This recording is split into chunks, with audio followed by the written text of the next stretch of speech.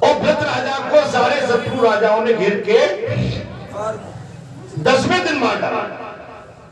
अर्थात इनके मारे जाने पर से सैनिक वैसे पीड़ित हो जाने पर अपने अपने नगर को भाग गए। ऐसा होता है क्या? नहीं, ये वफादारी नहीं। अगर आपका पुरखा, आपका राजा, आपके घर का कोई महत्वपूर्ण इंसान यदि उसका किसी कारणवश वध हो जाता है, आक्रमण में, युद्ध में मारा जाता है, तो सेनापति का कर्तव्य बनता है कि उस राजघराने के लिए अंतिम सांस तक वो लड़ता है।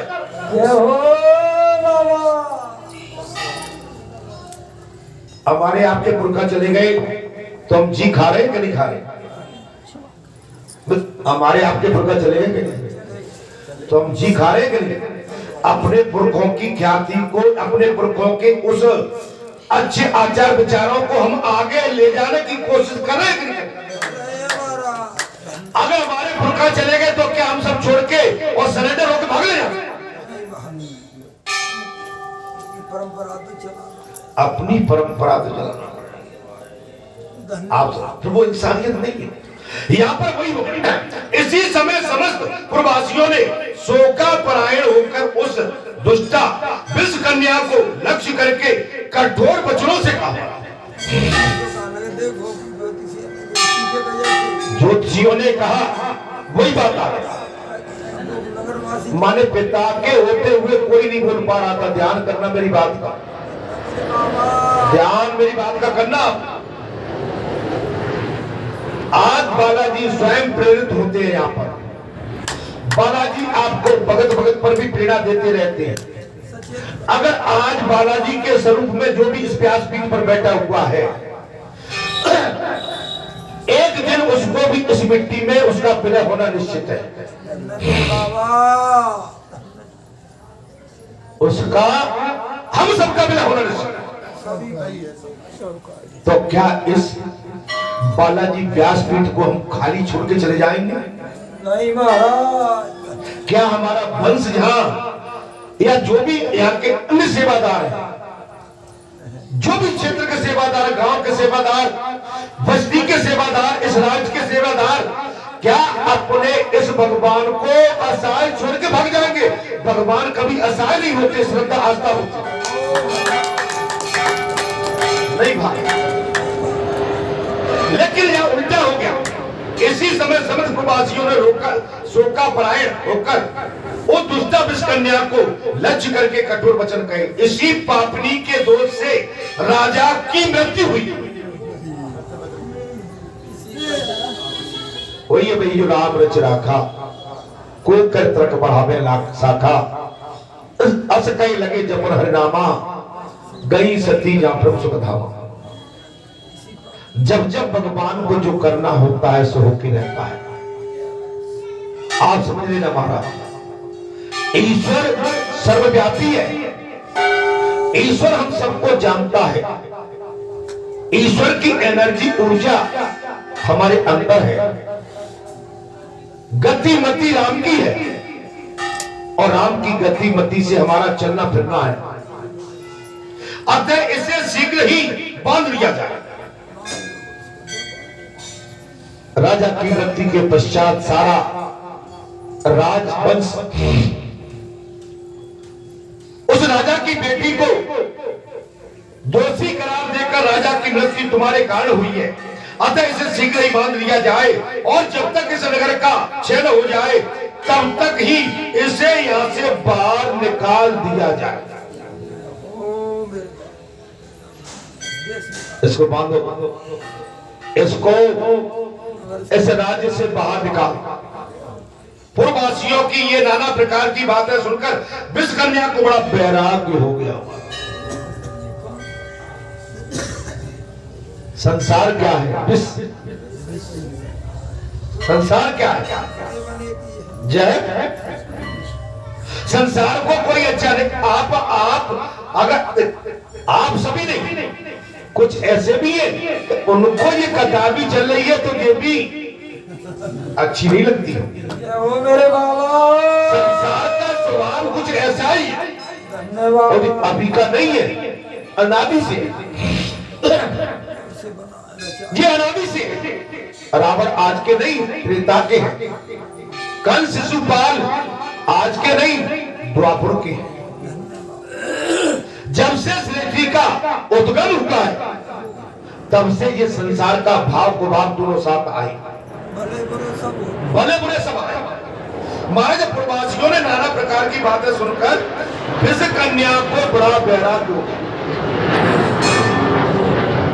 उसने अपनी निंदा और भय तथा शोक में डूबी हुई रात में ही निकलकर वन में चली। कन्या ने क्या सुना, उसकी निंदा कर रहे थे और महाराज उसको भय दिखा रहे थे। वो शोक में डूबी हुई वो रात में निकलकर वन में चली गई। वहां प्राण त्याग करने का निश्चित करके वो आगे बढ़ती जा रही थी कि हाटकेश्वर क्षेत्र में जा पहुंची। धन्यवाद। उसी क्षेत्र, हाटकेश्वर क्षेत्र में भगवान शंकर के क्षेत्र में पहुंच गए। ठीक उसी महान क्षेत्र में विष कन्या ने देखा वो बहुत तेरे तपस्वियों से भरा हुआ, जैसे जी आपका प्रांगण बालाजी का भरा हुआ। कोई अपनी देह त्याग कर या कोई यहाँ पर रोता धोता आए, लेकिन आपकी शांति, आपका विश्वास, कथा के प्रति रुचि, जब कथा की बात, श्री हरि की बात, राम कथा की बात अगर आपके कानों को वेदन करती हुई आपके हृदय में स्थिर हो जाए तो उसी समय आपका हमारा कल्याण तय हो जाए। और वो विषकन्या क्या देखती है, ऐसा ही जमावड़ा लगा हुआ था संतों का, महात्माओं का। वहां पहुंच गई, चित्त में अत्यंत आहत उत्पन्न कर रहा था और इतने में उसे अपने पूर्व जन्म की बात स्मरण आ गई।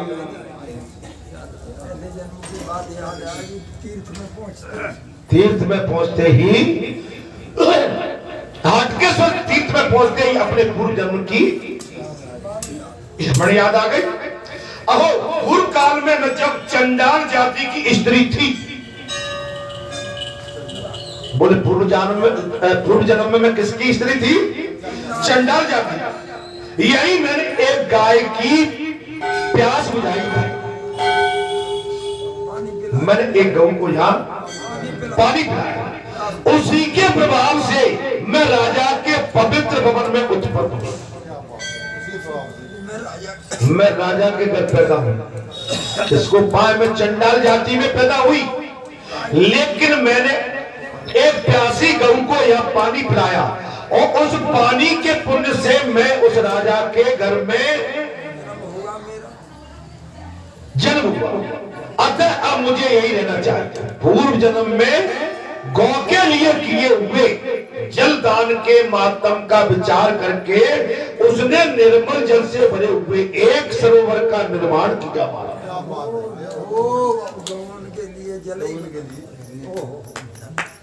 निश्चित कर लिया, ध्यान आ गया कि मैंने एक प्यासी गऊ को यहाँ पर जल पिलाया था, उसी पानी के गऊ को पिलाए हुए पानी के प्रभाव से मैं राजा के घर पैदा हुआ और उसी समय उसने यह संकल्प ले लिया जल से भरे हुए एक सरोवर का निर्माण किया कि समुद्र के समान विस्तृत और मनोहर कमल वन से सुशोभित था। कैसा था महाराज? समुद्र के समान विस्तृत और मनोहर कमल वन से सुशोभित था। वहां बहुत से हंस, बकर, चक्रा आदि पंछी सब ओर से रहने लगे। तत्पश्चात राजकन्या ने उस सरोवर के समीप कैलाश शिखर के समान ऊंचा एक सुंदर मंदिर भी बनवाया।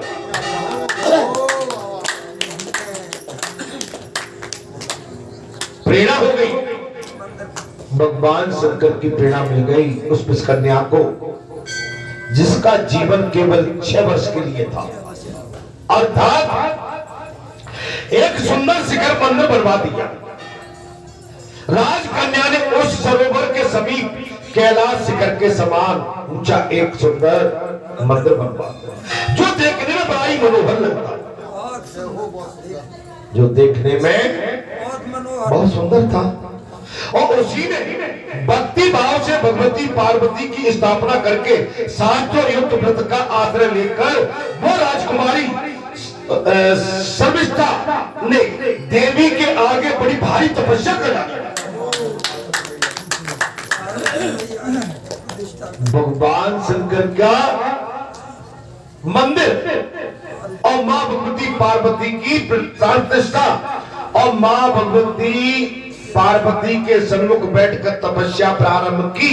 केवल वायु पीकर पार्वती के नाम का जप करती हुई उसने अपने चित्त को निरंतर उन्हीं के चित्त में लगा दिया। कथा में आनंद आ रहा है। पानी पीकर पार्वती जी के ध्यान में अपने मन को लगा दिया। ठीक इसी प्रकार देवी की आराधना में उसका दीर्घ काल व्यतीत हो गया। देखिए 6 महीना 6 वर्ष, लेकिन डोर किससे लग गई? भगवान। अपना लंबा जीवन दीर्घ काल तक व्यतीत किया, किंतु उसे अवश्य फल की प्राप्ति नहीं हुई। उसका सिर सफेद बालों से भर गया, बूढ़ी हो गई। उस कन्या का शरीर शिथिल होकर बाल भी पक गए, मुख पर झुर्रियां पड़ गई। सूत जी कहते हैं देव ऋषियों, तो भी शिव वल्लभ या पार्वती संतुष्ट नहीं हुए। ये देखकर जब वो अत्यंत व्याकुल हो गई, तब एक ही क्षण में दुग्ध कंद और चंद्रमा के समान उज्जवल एक वृषभ प्रकट हुआ और उसकी पीठ पर भगवान शंकर के साथ पार्वती विराजमान थी। उनकी 4 भुजाएं थी, मुख कर प्रसन्नता छा रही थी और उनका दिव्य रूप अलौकिक था। उनके वस्त्र और आभूषण सभी श्वेत वर्ण के थे।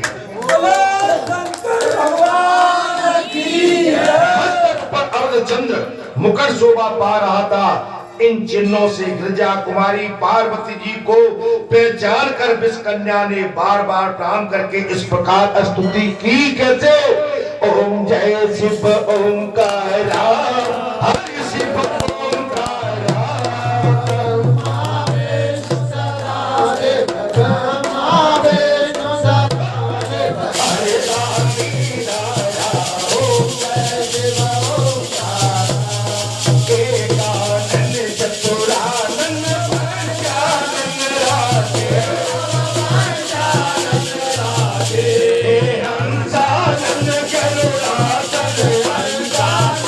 Hare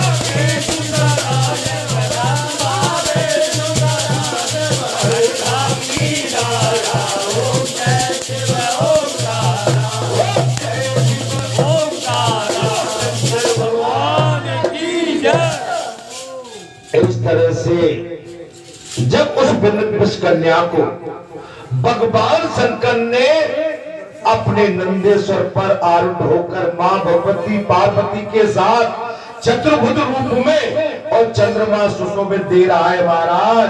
और जब दर्शन दिए तब उस बेटी ने भगवान शंकर की स्तुति इस प्रकार से की है। क्यों नहीं?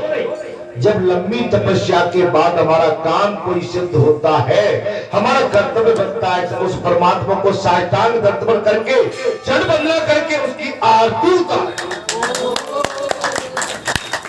अर्थात तब इस कन्या बोली, देवाधिदेव महादेव आपको मैं नमस्कार करती हूं।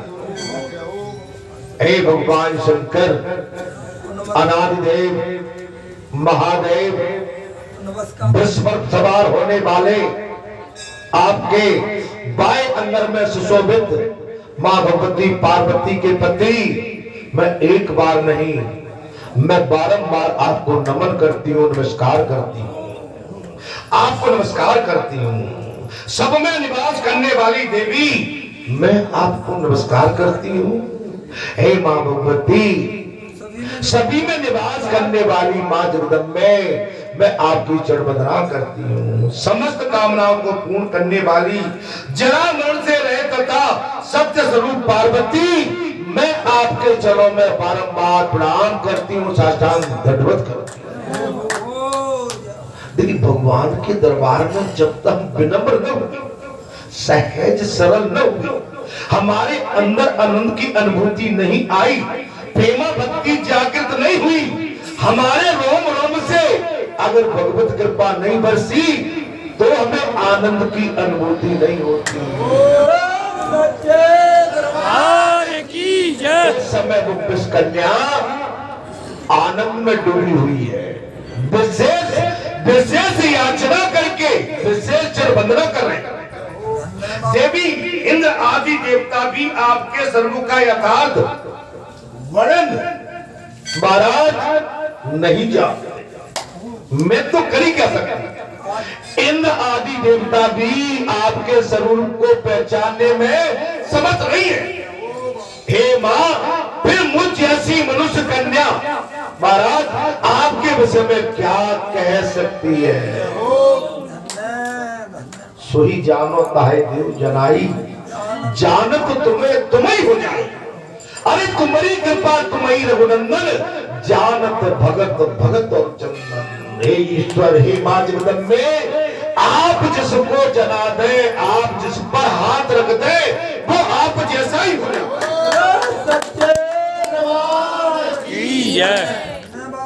वो कन्या कहने लगी, पृथ्वी जल अग्नि वायु और आकाश रूप संपूर्ण ब्रह्मांड देवता असुर मनुष्य आदि प्राण सहित जिनके श्री अंगों से प्रकट हुए, आपके अंग से प्रकट हुए सब। ये सृष्टि कहां से पैदा हुई? मां पार्वती के अंग से। ये वायु अग्नि कहां से प्रकट हुई? मां भगवती के अंग से। ये सृष्टि कहां से उत्पन्न हुई?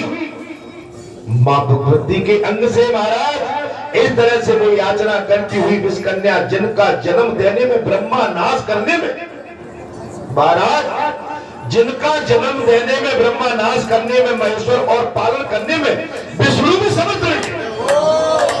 मां भगवती मैं बारंबार आपके चरण वंदना करते के और तो क्या कहूं, ब्रह्मा विष्णु भी यहाँ ये नहीं जान सकते हमारा, वो भी समर्थ नहीं है। उन सर्वेश्वरी देवी में मैं कैसे स्तुति कर सकती हूँ?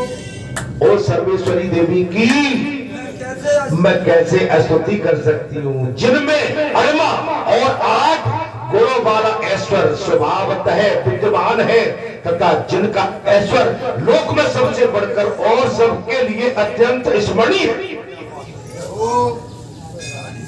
सारी सिद्धियां आपके साथ है, मैं आपकी वंदना मैं कैसे कर सकता। और जिनके अनेक स्वरूप का ध्यान प्राय मुनिगण निरंतर भक्ति पूर्वक ध्यान करते हैं और ध्यान से प्रभाव से संपूर्ण मनोरथ को प्राप्त करते हैं, जिनकी चरण वंदना अनन्य मुनिगण करते हैं महाराज, जिनके ध्यान में खोए रहते हैं, मोक्षा प्राप्ति के लिए दृढ़ करने वाली योगी पुरुष अपने हृदय में जिनके स्वरूप का चिंतन करके भाव रूप पुण्यों के द्वारा उनकी अर्चना करते अपने कल्याण के लिए, ऐसे सिद्ध पुरुष भी आपके चरणों की चरणवंदना करते।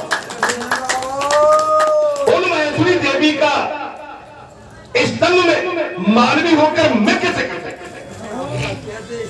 भाई ब्रह्मा विष्णु महेश नहीं कर पाए, सारी देव शक्ति नहीं कर पाए, बड़े बड़े ऋषि सतपुरुष महापुरुष योगी पुरुष आपकी स्तुति करने में असमर्थ है। भला मैं एक छोटी सी कन्या आपकी स्तुति कैसे कर सकता?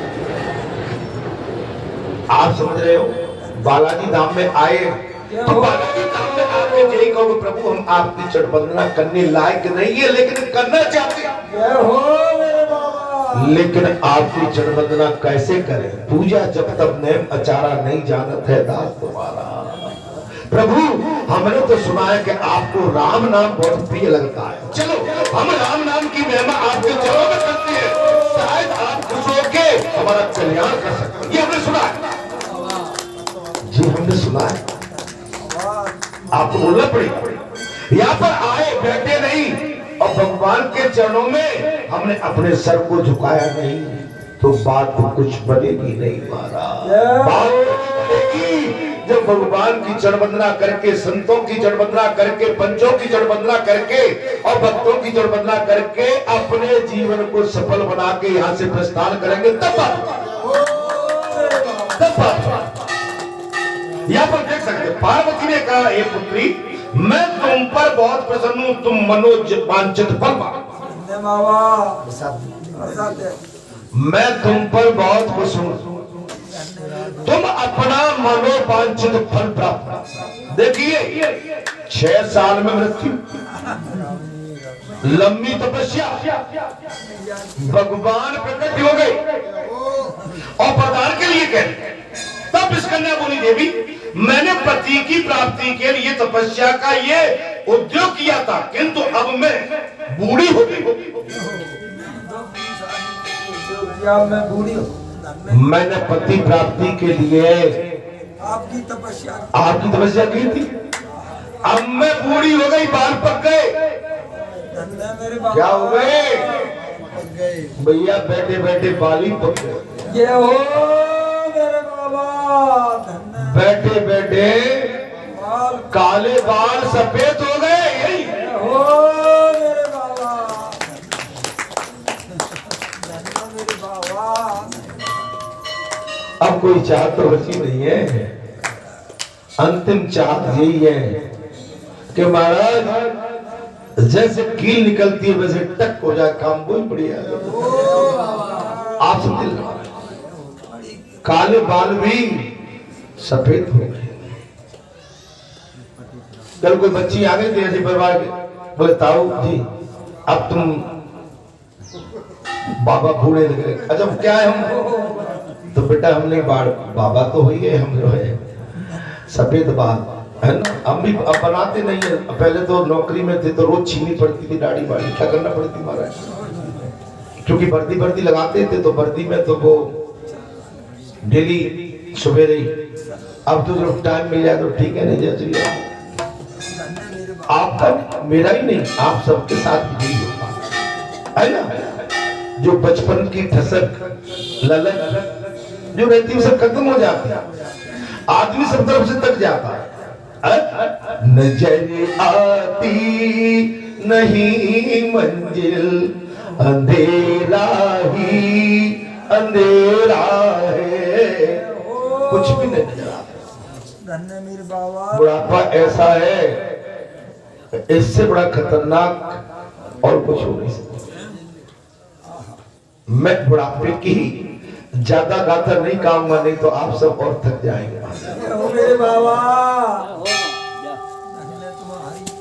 सफेद बाल पड़ गए महाराज, मैं तो बूढ़ी हो गई।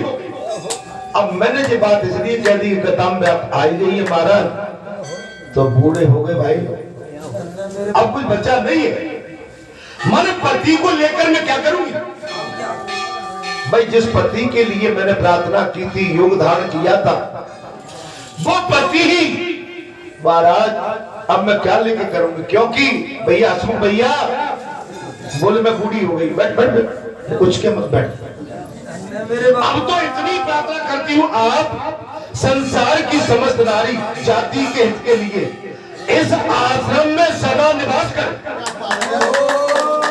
अब तो एक ही प्रार्थना करती हूँ महाराज, समस्त नारी के हित के लिए आप यहाँ पर निवास करें। समस्त नारी के कल्याण के लिए जो प्रार्थना करती हो कि यहीं पर निवास करें।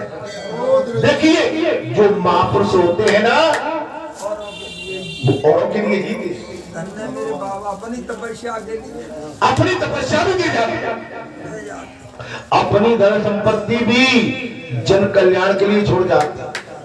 और जो लालची होते हैं ना फुटैया बांधे बांधे घरे ही रहते हैं। मेरे बाबा बात बात कथा चल रही थी बालाजी धाम ग्राम बरेठा में। अभी हमारी कभी बड़ी बूढ़ी बेटी थी गांव के अंदर, बहू कहाँ जाती हो अम्मा पता नहीं है। बालाजी धाम में बरेठा में कथा चल रही है। बेटी कब तक चलेगी? बोले और कुछ समय। बेटा जिस दिन आखिरी कथा हो ना मुझे भी अपने साथ लिए चलना। क्या करी? ले चलना मुझे। वो निकली, दादी चलो आज अंतिम कथा का पड़ाव है। दादी गई घर में, दादी की धन उठान थी, गई धन उठान वहां में दादी नए नए नोट डालती रहती है। अब दादी ढूंढ रही है बाबा से एक कारों से कलदार जो कहते हैं ना निष्काम हो जाता, जंग लगी हुई बामन निकाल लिया। काय के लिए कि भैया बालाजी बजारे कथा चल रही है, माने एक काला सा बिल्कुल मारे जो चले भी नहीं, वो निकाल के आए सब चढ़ाते। क्या कहा? बोले वापस तो अनाज बना दम। बोले ठीक है मैं भी कुछ ले चलती। कथा में बैठी बूढ़ी थी, व्रत थी, कथा चली, सब चढ़ाने के लिए लगे, सब चढ़ा रहे। अजब वो मुट्ठी में धरे धरे, हमारा गर्मी का टाइम था तो वो पसीजा हाथ पसीजा देने लगा। अरे सब चढ़ा रहे तो वो देखती अच्छा तू रो रहा है।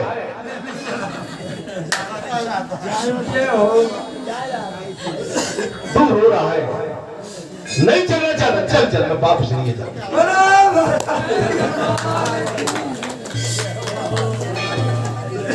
कुछ ऐसे भी है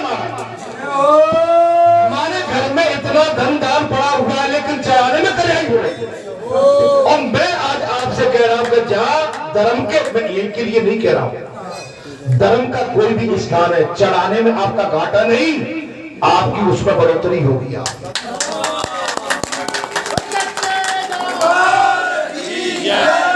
वो किसी गलत टाइम में आपके काम आएगा, वो चढ़ावा आप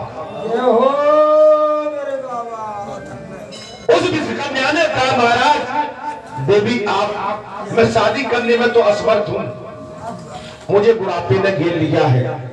अब आप एक काम करो, यहाँ पर समस्त नारी के कल्याण के लिए मेरे इस आश्रम में आप सदैव निवास करें। देवी ने कहा भद्रे आज से मैं तुम्हारे इस श्रेष्ठ एवं शुभ आश्रम में निवास करूंगी। हे बालाजी महाराज यहाँ पर आप हमेशा निवास करें। राज कल्याण के लिए, जन कल्याण के लिए, सब कल्याण के लिए आप हमेशा यहाँ निवास करें। आपके इस दान से कोई खल तक न जाए। संकट मोचन आप सभी के संकट काटे, इससे तुम्हारा मनोरथ पूर्ण होगा। दे दिया, जाओ बेटा मैं वरदान देती हूं। तुमने जन कल्याण के लिए मांगा, तुम चाहती तो अपने लिए कुछ भी मांग सकती थी, लेकिन तुमने जन कल्याण के लिए बात मांगी। जाओ तथास्तु करती हूं, ऐसा ही होगा। मैं निवास करूंगा। माघ शुक्ला तृतीया का जो स्त्री आजकल चली रही क्या बात,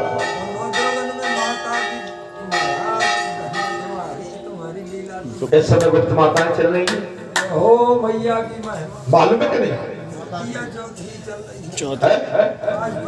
पंचमी है और बढ़िया कथा भी आपको सुनने को मिल रही है। अभी आपको एक चीज और मैं बताता हूं, अपने भारत राष्ट्र की एक और जीत हुई है कतर में। जो 7 सैनिक कतर देश ने पकड़ लिए थे, जिनको फांसी की सजा सुना दी थी, कल 12 फरवरी को मोदी के प्रयास से रिहा कर दिया गया। वो इंडिया वापस आ गए, मौत के मुंह में से मोदी निकाल के लिए।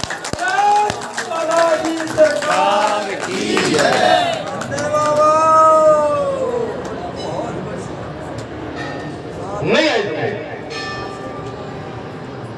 जिन्होंने राम का विरोध किया वो खंड खंड के हो गए, लड़ रहे हैं आप समझ सकते। मैं राजनीतिक आदमी नहीं हूं। राम के मंदिर का विरोध किया, सब आपस में लड़ रहे हैं। महाराष्ट्र में कांग्रेस बिखर गई, बंगाल के मन में अभिमान होता है कि हमारे तो यहाँ पुरखान थे, हमारे खानदान की चलती रही है, हम तो यहाँ के राजा रजवाड़े हैं। जब चाहेंगे जब प्रजा को सता देंगे, जब चाहेंगे तब किसी महापुरुष को धमका देंगे, लेकिन गद्दी पे तो हम ही बैठेंगे। भगवान कहता है कि मैं जिसको चाहूंगा उसको बिठाऊंगा।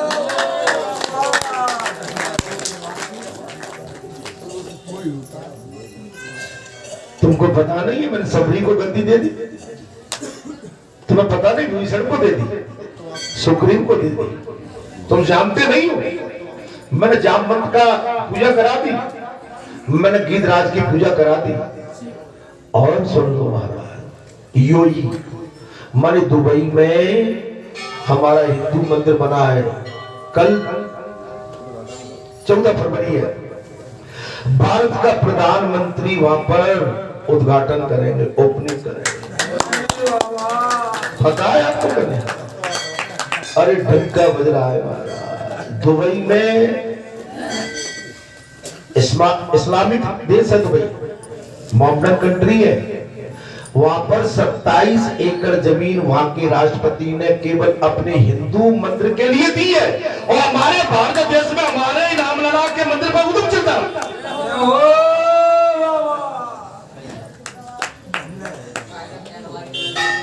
मंदिर में कितने खंभे मालूम है आपको? 1400। शिखर कितने? 7 शिखर, और शिखर पर कम से कम 1-1 कुंटल के तो सोने के कलश चढ़े हुए। अरे दुनिया को देखो मेरे भाई, राम ने कमाल करके फेंक दिया। बोले तुम भारत की बात करते हो, अरे मैं तुम्हारी पूजा पूरे विश्व में करा दूंगा। तुम मेरे भक्तों से लड़ोगे, मैं तुम्हें आपस में लड़ा दूंगा।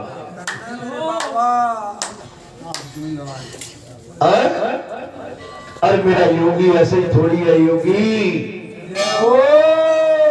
अरे मेरा योगी तपस्वी है, निडर है, फक्कर है, कमंडल में रहता है, अपने राष्ट्र के लिए जीता है, अपने राष्ट्र के लिए मरता। मेरा योगी ऐसा ही नहीं।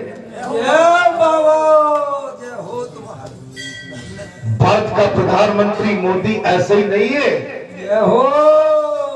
ये पूर्व जन्म के संत हैं।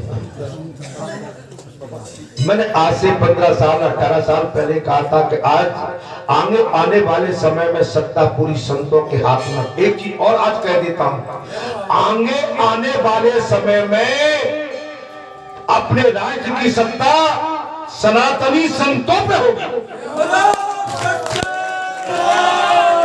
हिसाब देगी महाराज। मैं तो इसीलिए कह रहा हूं कि बालाजी धाम पर राम कथा भी सुनो, और इनके दुष्टों की गाथा भी मैं बताता हूं। ये दुष्ट कितने अंदर तक, ये किसी के सगे नहीं, जिन्होंने इनको ठगा है, जिन्होंने सबको ठगा है, सबको ठगा। देवी ने साफ कह दिया, भद्रे आज मैं तुम्हारे इस श्रेष्ठ एवं शुभ आश्रम का मैं निवास करूंगा, इससे तुम्हारा मनोरथ पूर्ण होगा। माघ शुक्ला तृतीया को जो स्त्री अथवा पुरुष स्नान करेंगे, उन्हें प्रसाद से मनोवांछित फल की यहाँ से प्राप्ति होगी। तुम्हारे सच्चे भाव से जो तुम्हारी तपस्या करेगा। पक्कड़ में क्यों कह रहा हूं? अगर यूपी में कोई वैसा राजनेता होता तो लूट खाता यूपी को। बाबा ने यूपी का माने इतिहास बदल दिया। बाबा योगी ने यूपी का इतिहास बदल दिया मेरे भैया। अरे भगवान भाइयों, राम का गुण गाया जाएगा।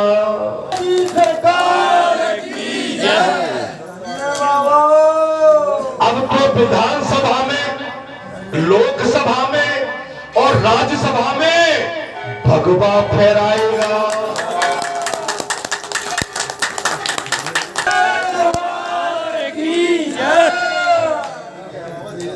यूपी का मॉडल पूरे राज्य में लागू हो जाएगा। संसद और विधान और लोक और राज्यसभा में भगवा फहराएगा। है संतो, है महात्माओं, ये बात हमारी कभी मिथ्या नहीं होगी। आप चाहो तो आज की बात को लिख दो। अगले 5 साल में बहुत कुछ होने जा रहा है। हमने अभी 1 महीने पहले ही कहा था कि जब राम मंदिर के बाद में कुछ बहुत बड़ा होने जा रहा है।